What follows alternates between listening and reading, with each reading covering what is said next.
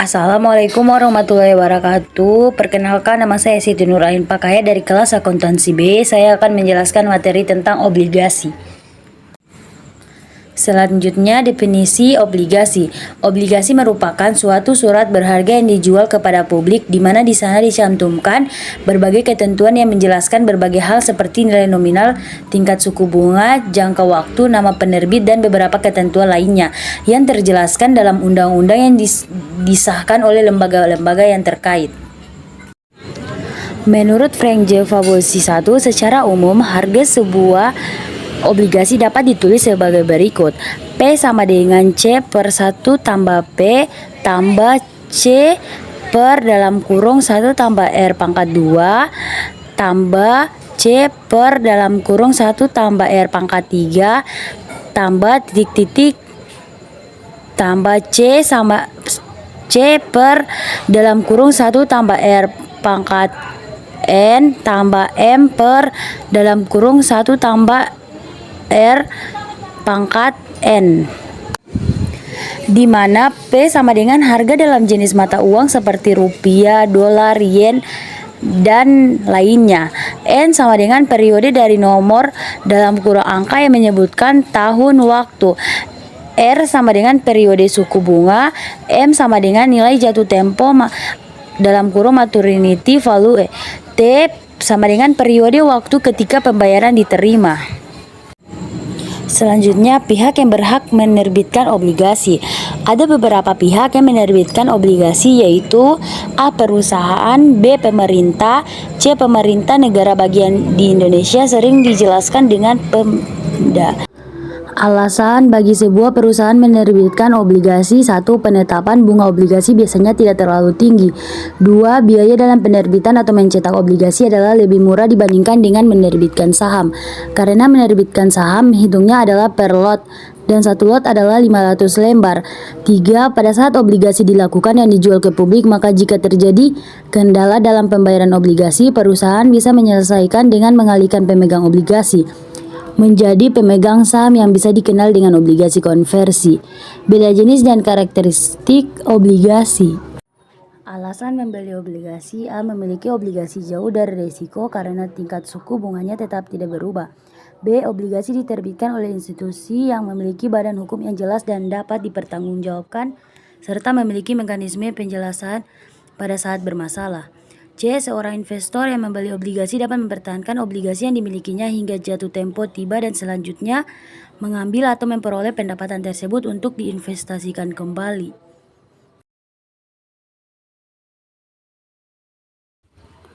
Berikut peringkat obligasi, contohnya AAA atau Triple A, yaitu kualitas terbaik dengan risiko terkecil, penerbitnya stabil dan dapat diandalkan.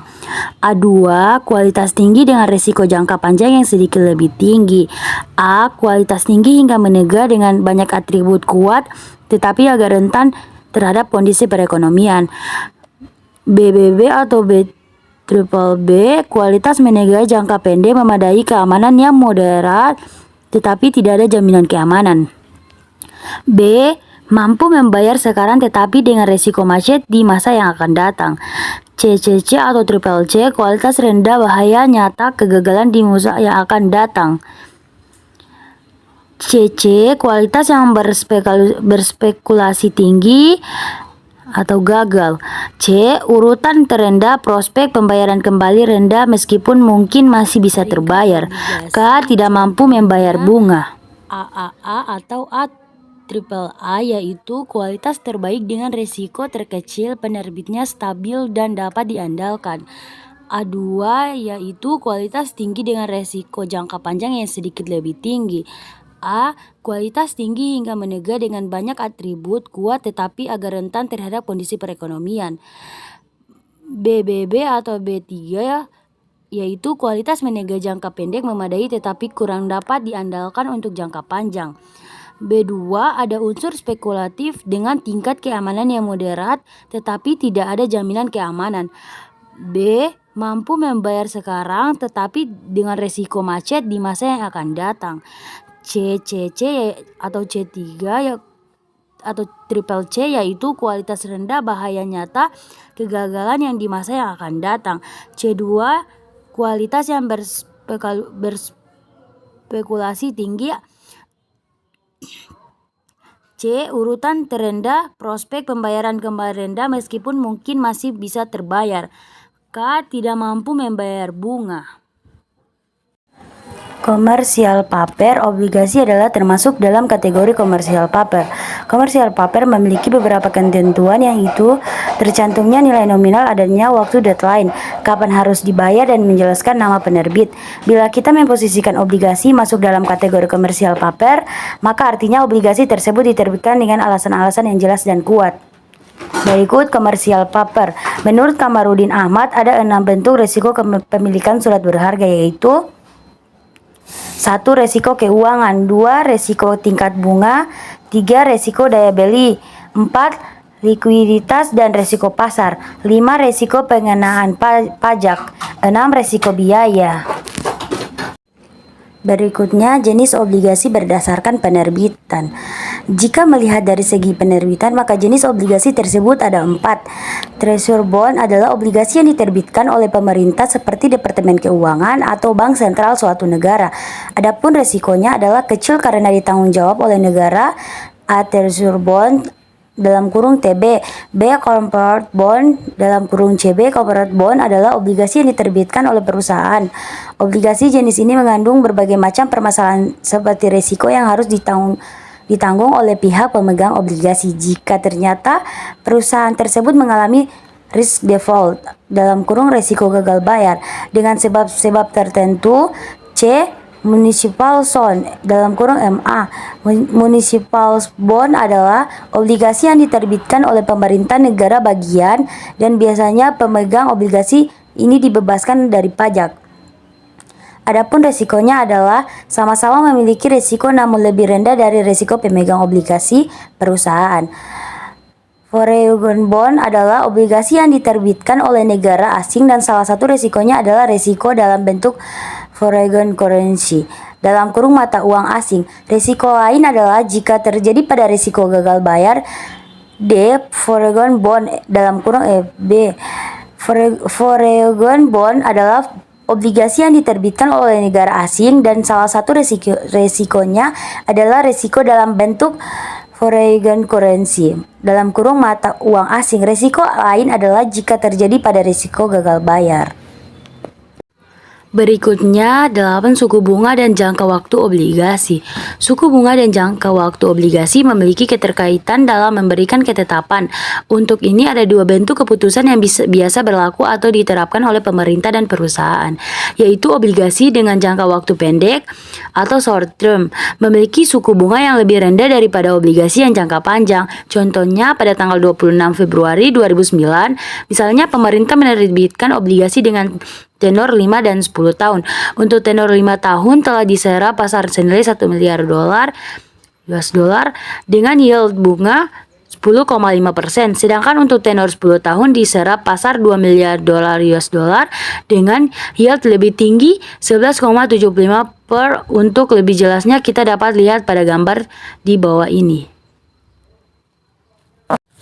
Untuk memahami ini secara lebih dalam, ada 3 alasan mengapa suku bunga obligasi dengan tenor 5 hingga 10 tahun berbeda suku bunganya, yaitu: pertama, obligasi adalah surat utang. Dalam konsep utang, semakin lama jangka waktunya semakin tinggi suku bunga yang biasanya ditetapkan karena melihat pada nilai uang yang semakin jauh waktunya maka semakin turun nilainya. Semakin lama investor menanamkan uangnya dalam obligasi, semakin besar kerugian yang ditanggungnya dan semakin besar. Kedua, konsep timeline atau garis waktu yang terus bergerak ke depan, yaitu melihat pada penggunaan uang semakin cepat digunakan semakin baik, karena semakin cepat bisa di turnover, bisa cepat di turnover. Secara otomatis resiko juga menjadi lebih tinggi.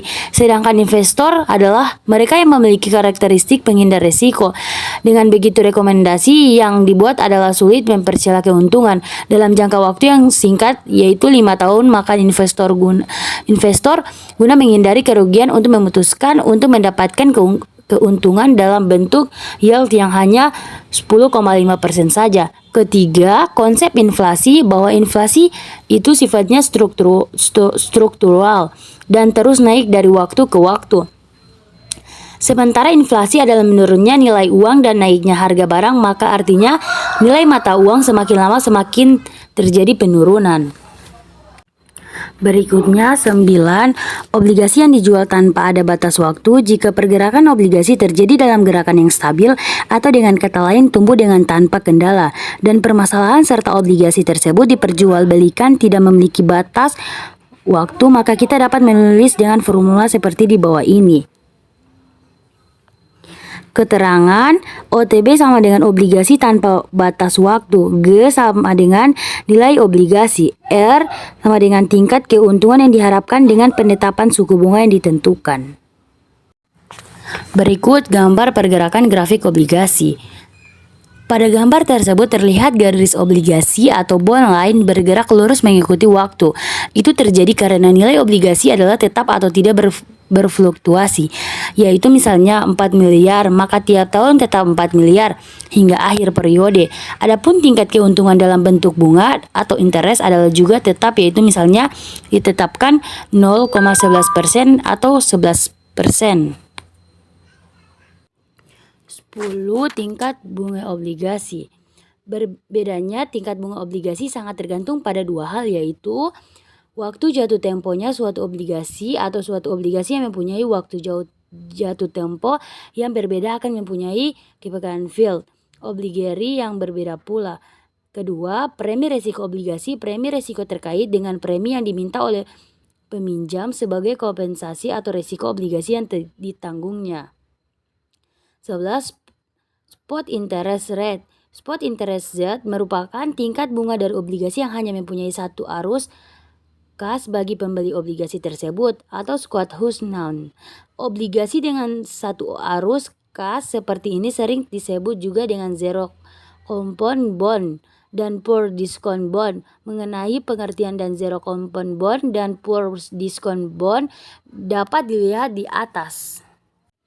12. Nominal yield dan current yield. Yield merupakan hasil yang diperoleh dan menginvestasikan sejumlah dana pada suatu obligasi. Nominal yield merupakan tingkat bunga atau kupon dari suatu obligasi. Contoh, PT Hayam Wuruk Perkasa menerbitkan obligasi tingkat suku bunga adalah 12,5% per tahun, maka artinya nominal yield obligasi tersebut adalah 12,5%. Current yield adalah rasio tingkat bunga obligasi terhadap harga pasar dari obligasi. Adapun rumus untuk menghitung current yield adalah CY sama dengan CI per PM. Berikutnya contoh soal 1. Diketahui PT Mahesa Dewa melakukan pembayaran obligasi per tahunnya adalah 45 juta dan harga yang ditetapkan adalah 385 juta.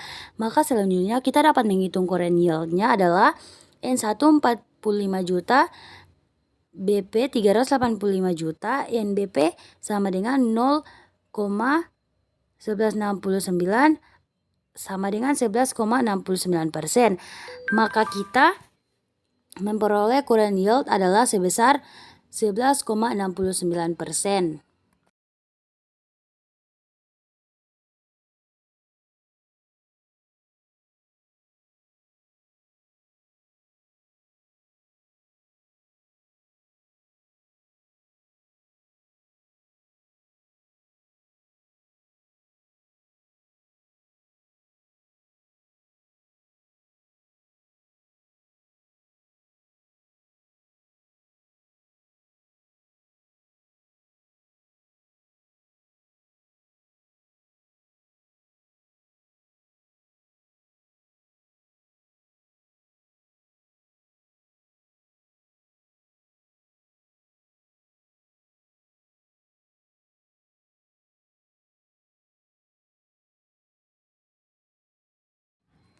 Berikutnya 13.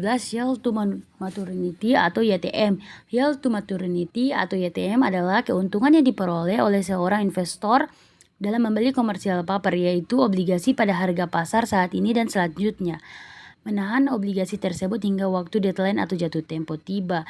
Adapun rumus untuk menghitung yield to maturity adalah P sama dengan C1 per dalam kurung 1 tambah Y pangkat 1 tambah C2 per 1 tambah Y pangkat 2 tambah C3 per dalam kurung 1 tambah Y pangkat 3 tambah titik-titik Cn per dalam kurung 1 tambah Y pangkat 3 tambah Ti sama dengan Ti per dalam kurung 1 tambah Y pangkat N. Jika kita melihat rumus di atas dan mempelajarinya dengan seksama, maka ada kesamaan hitung YTM dengan cara menghitung IRR atau internal rate return. Internal rate return tingkat isil pengendalian internal adalah tingkat keuntungan yang diperoleh dari sebuah sisian proyek kemudian hari. Di beberapa buku teks manajemen keuangan lainnya,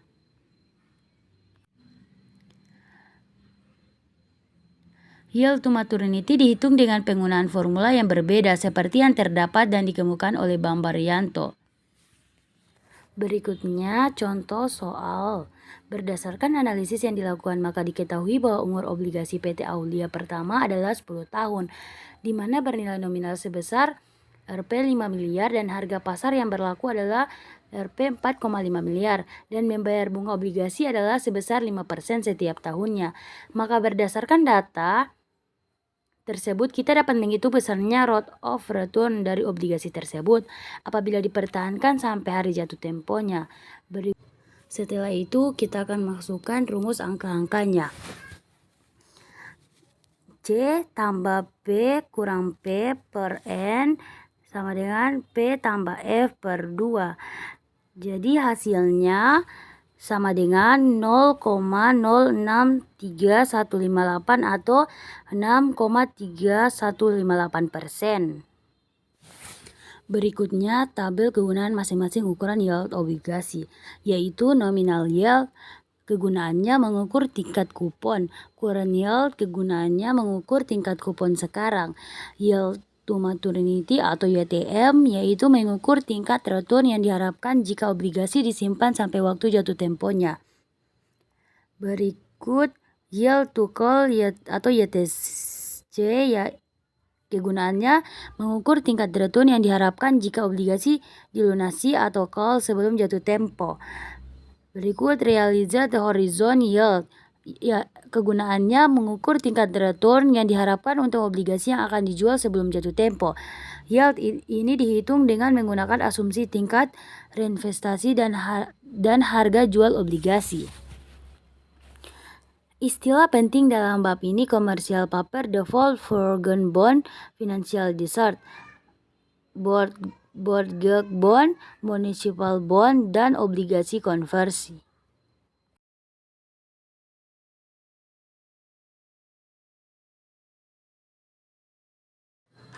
Sekian materi dari saya. Wassalamualaikum warahmatullahi wabarakatuh.